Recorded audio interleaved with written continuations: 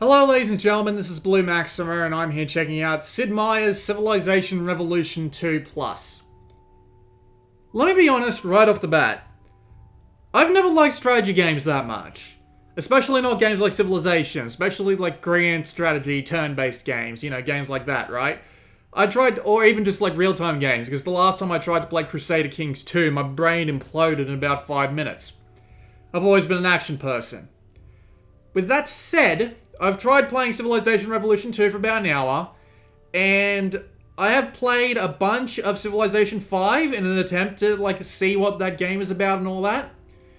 And while I haven't actually finished a full game of Civilization 5, I'd like to think that I knew what I was getting into when I got into this, and one way or another, my opinion on that hasn't changed. So the majority of this video will be me walking through the gameplay and how this game works, instead of actually giving my opinions on it. I'll save that to the very end. But, just in case you are expecting a usual video with me where I pepper my opinions through it, that's just not going to happen. But, I'm just trying to be fair, that's all. I have a built-in bias towards these sorts of games, and I'm trying to avoid it as much as I can. So let's go through what the game actually has. So you can actually come here and check both your medals, which are interesting, which are basically just collections of trophies. Then you've got the actual trophies for the 4 different ways of playing the game, and just a bunch of individual ones. Interesting enough. You've also got the book, which is your Civilopedia. Now this is very useful because everything in this game, you don't get that much of a tutorial in this game. The tutorial in this game goes over the very bare basics. So you're reliant on the Civilopedia for pretty much everything else. So whenever you go to something in particular in the Civilopedia, it'll tell you what you need to get to it, it will tell you what it upgrades to, and what it does. And this happens for everything, and it's also got history and fun facts, which is actually kind of neat. This is useful for everyone, for great people, to the individual leaders, just in case you've forgotten the powers of your leaders, to technologies, to terrain, to units, to everything. It's got information on everything, so if you're ever concerned about anything, you can come here and have a look. And that's the credits, by the way. Apparently it was designed by Sid Meier, which it just seems a little weird to me. Also, it was ported by 2K China, the people who did the port for XCOM. So, it's actually a bit better than XCOM, all things considered, but yeah, just FYI. So, there are 3 options that you have. There are the extra scenarios, which for some reason aren't loading now. Usually they load, but it seems to be like a 50-50 shot for me. Maybe I have to be online to start those scenarios. But if we go to start a new game, we can choose to either do a scenario generator, which lets you pick all the particular things here. Unfortunately, I don't think you can play with any more than 4 other nations, which is a little unfortunate, but yeah. As you can see, you can change your victory conditions, your resources, just everything that seems necessary in this sort of game. You can also play scenarios. So there are a bunch of different scenarios you can play, and they modify how the base game works. So, yeah, you got all them. You got a bunch of stuff you can go do if you feel like it, but the tutorial recommended that I jumped into a random map right away, and as soon as you press X on that random map, it immediately gets into a game. So let's not do that. Let's hop into the game that I've had going for a little while here instead, shall we? And I will try to explain how this game works. That's actually a useful loading tip. Good job, guys. Loading times aren't great, but thankfully the majority of the loading's done here, and then in-game there's like nothing. It's just, the amount of, it's just turn time ticking over, which doesn't take very long at all, so it's nice that it's nice to have all the loading done out front, instead of having to do it throughout the game. There we go. So, here we are. It's currently 650 AD, and I am the Aztecs. And I have like 5 cities. I already conquered Germany because they were weaklings. Because I'm playing on the second highest difficulty. Like there's 5 difficulties and I'm playing on the second. So yeah, it might be a bit easy. But yeah, I kind of steamrolled them. So that's not particularly great. So this is the world map. Every square on the world map is a resource. And there's a bunch of different resources that can be harvested with the assistance of specific buildings and that. And depending on where your cities are laid down, so this is Tenochtitlan? I can't even pronounce that. What the hell is with you, Aztecs? Anyway, this is Tenochtitlan. Can't actually rename your cities, which is really disappointing, honestly. Like, I don't understand why you're forced to pick between a bunch of preset names. It just makes no sense to me. But anyway, this is the city screen. So you can determine on the left what your people are doing. So you can get them to, say, go after science or food or maybe after gold. And I've got most of my guys on the research at the moment just to get the research going. But there are also things you can produce. Every city can produce one thing at a time. So this is currently producing the market, and it'll be done in 22 turns. You can also build buildings which do specific things. So if you press square, it actually tells you what they do. So if you have a barracks on your city and you build a unit there, they start off, new units start off as veterans, which is very useful. And if you build a granary, you get +2 food, a temple, 1+ culture, 2 times science. It's somewhat useful. You've also got wonders, which are just like longer buildings. Like, I'm used to playing Age of Empires, so every time I think of wonder, I think I build one wonder and I'm going to win the game in 2,000 years, but that's not how it works. But yeah, wonders are required for one of the victory conditions, and they all do their own things as well, but they take bloody ages to build as well. So you probably want to have maybe just one city off in the corner just constantly building wonders if you're planning on going for that sort of thing. But anyway, before I go on any further, I'm going to tell you how to win. There are 4 ways you can win in every game of Civilization. You've got the Domination Victory, which is basically kill everyone. The Cultural Victory, which is get 20 great people and wonders, which involves either building the wonders like I showed off earlier, or you build up your culture to a significant amount, enough to get a great person. And once a great person is settled inside a city, they count towards that goal.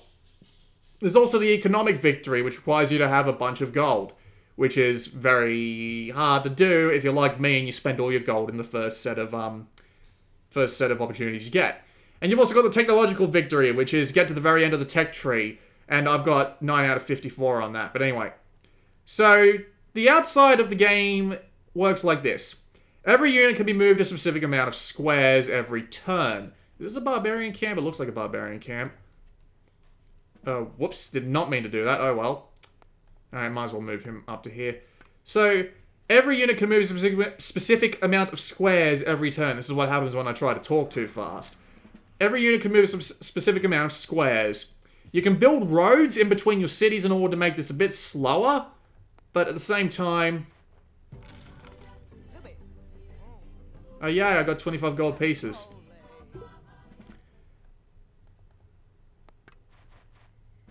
So you can move units a specific amount of squares, and you can also attack to enemies that are next to you. However, there are both barbarians, which basically want nothing to do with civilized society and just want to, you know, bend you over and have you do as they will. And there are also other civilizations. Other civilizations are also working towards the same goals you are. So the idea is you have to get in there and stop them before they have the opportunity to do what you can, or you just have to try and what's the word I'm looking for? You just have to try and get there before they do. So the idea is you just have to be maneuvering all your guys around and figuring out what you want to get done. Culture is done in the city by culture is done mainly by cities. By, what's the word I'm looking for? It's done mainly in cities by doing things like... God, my brain won't work with me today, I'm sorry. It's done in cities by building things that give you culture, and every individual leader also has their own sort of benefits. You might be wondering what the hell I'm doing. Well, I'm actually planning to attack Paris. They're the most technologically advanced at the moment, and I do not want that shit to go down if I can avoid it. But yeah. I'm hoping that, yeah, I've got a Legion army, and that's my Archer army. And I've got my Legionnaire moving up there.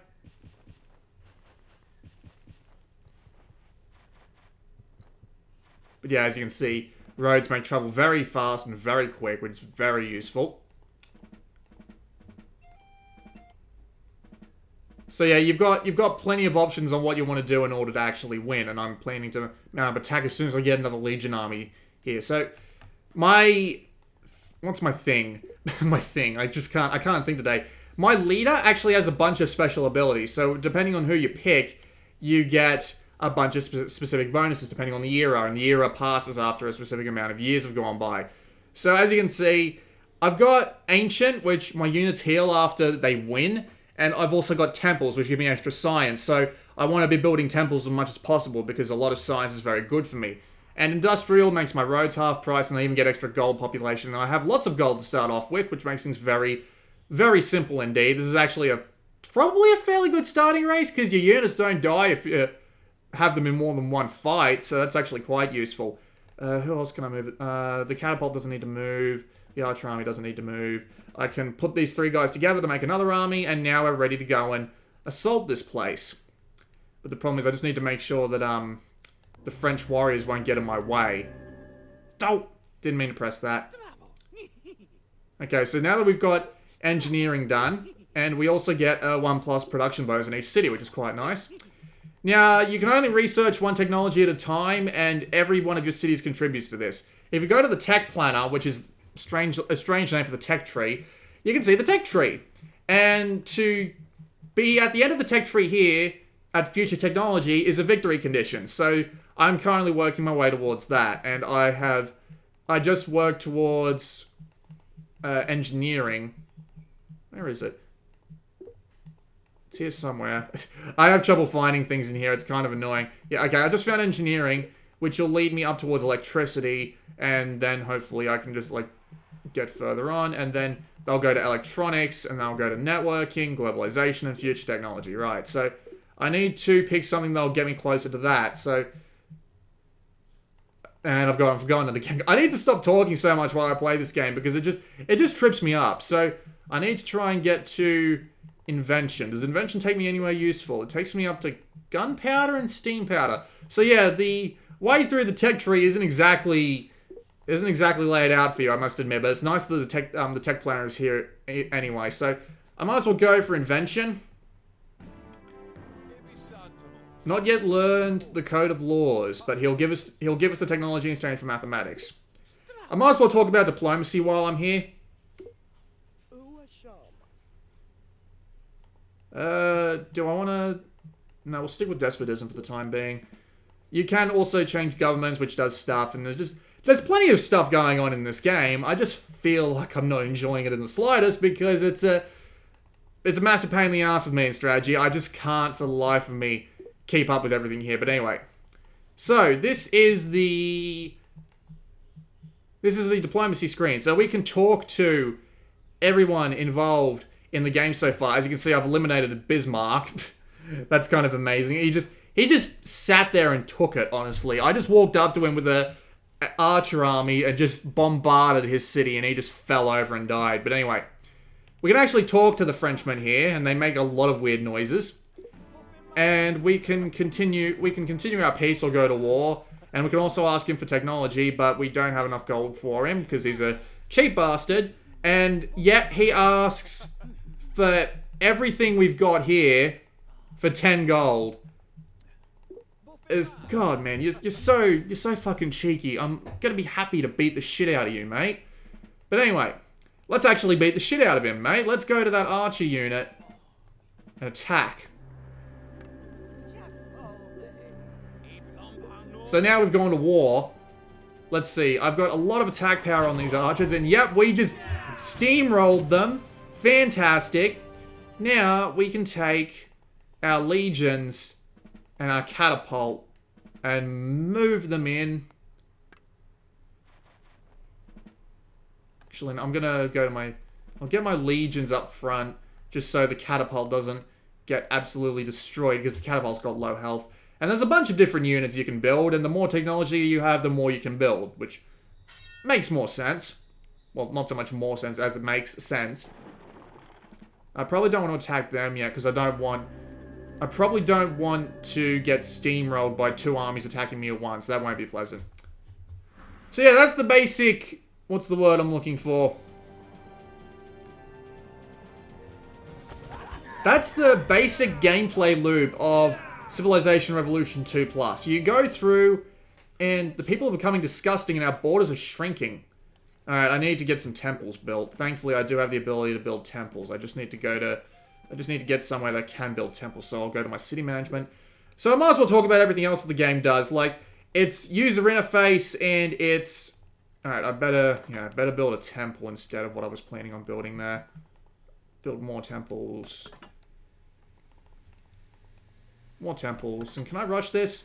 You can rush unit building, and you can use spies to get in and do stuff, and there's trade caravans, and there's all sorts of strategies you can do in order to win, but I just prefer the full-on military might. That's always been... I keep hitting circle. So yeah, I might as well talk about, where'd my catapult go? What happened to my catapult? Where is it? Ah, shit, it's gone. Ah, that won't be fun. And he's all walled up and ready to go. This won't be great. I've probably screwed up somewhere. But yeah, that's the base gameplay loop of Civ Rev 2 Plus. Oh, there's my catapult. Why couldn't I see it before? Oh, it's because it was on top of something else, because of course it was, right? So, let's talk about the UI. The UI itself is perfectly fine. You can play the entire game via touch, if you feel like it, which is an interesting change. There's a lot to... Yeah, I've got the advantage. I can win. No, let's not actually. Let's not do that. I keep forgetting. So the UI itself is fine. You can play the entire game via touchscreen if you feel like it. It's kind of neat.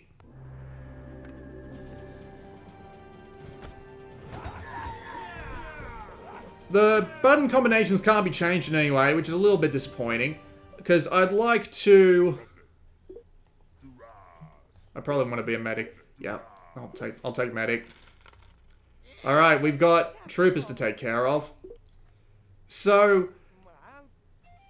Yep, we will hunker down. Probably should have told my catapult to hunker down as well, because it's not going to stand much of a chance in there. I've never really gotten Civ games, honestly. They've never really sat right with me. Just as a person who plays games, I just find them to be a bit confusing. And while I'm fairly well understanding what's going on here, I'm just not fantastic at them, and I've never really liked them. But this is fine. Like, it feels a little bit lightweight, if you want me to be completely honest. It just seems a bit... I don't know... underwhelming. I've played Civ 5, and while I didn't like Civ 5, I do respect it for what it is. And this game feels a little bit underwhelming compared to it. The whole strategy element seems so simple, because the absolute majority of stuff you need to do is fairly straightforward, which didn't feel like the way it was in Civ. Maybe I'm just thinking about it too much. Maybe I do need more time in a game like this. Like, I haven't spent very long playing this, but... Yeah, I haven't spent very long playing this game at all, honestly, but at the same time, it just feels a little bit underwhelming with how little actual strategy there is. I guess is the thing I'm trying to say. Like, the army stuff is pretty easy. Like, there's stuff that's easily more... What's the word I'm looking for?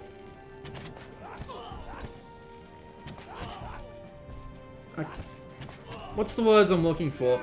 It just seems so easy. Like, you have one overall culture score, at least as far as I'm aware. The tutorial isn't very good at telling you what to do. And that culture score, once it gets high enough, will give you the things you need to win, and also you need to build stuff. For the victory for beating other guys is also very easy as well. Just take over their capital cities.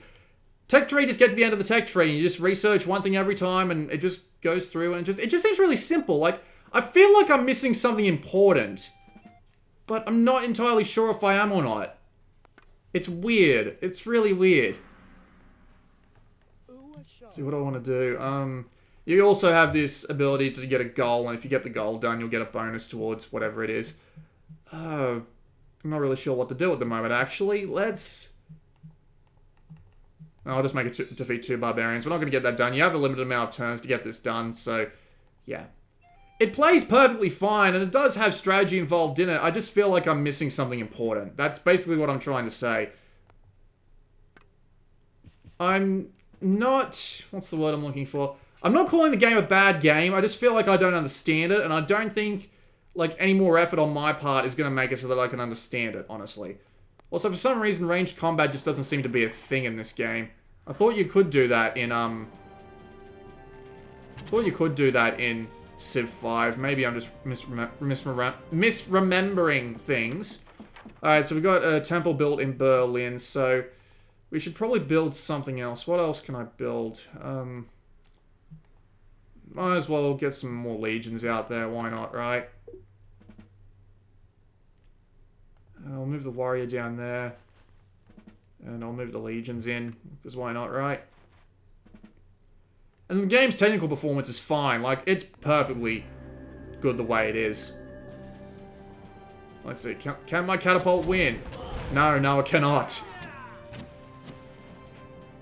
Maybe I just need to keep sieging them. Like, I'm not entirely sure how combat works in this game, honestly.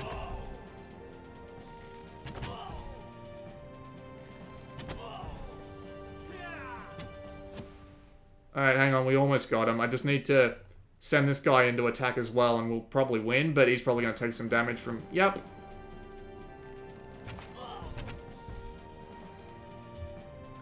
Right, now I just need to get the Legion to attack this turn.